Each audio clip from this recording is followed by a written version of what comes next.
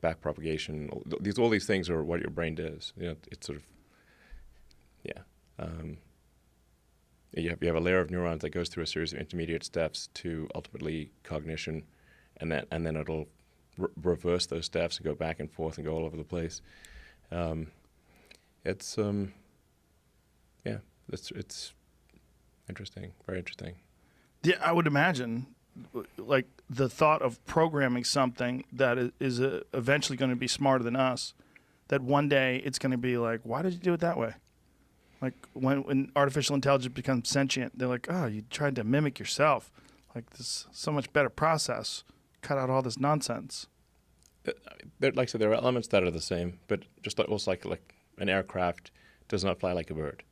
Right. It doesn't flap its wings, but the wings, the way the wings work and generate lift is the same as bird. Now you're in the middle of this this strange time where you're selling your houses. You say you don't want any material possessions, and I've been seeing all that, and I've been really excited to talk to you about this. Yeah. Because it's an interesting thing to come from a guy like yourself. Like, why are you doing that? I'm slightly sad about it, actually, but Well, if you're sad about it, why are you doing it? I think possessions kind of weigh you down. They're kind of an attack vector. People say, "Hey, billionaire, you got all this stuff." Like, well, now I don't have stuff. Now what are you gonna do? Attack vector meaning like people target it. Yeah. Interesting. Yeah. But you're obviously you're gonna rent a place? Yeah. Okay. And get rid of everything except clothes? No, I said like almost everything. So it's like, Keep a couple Teslas. yeah, sure, obviously, You have Tesla kind of have to Yeah. test product and stuff. Yeah, there's things that have sentimental value for sure. Keeping those, yeah.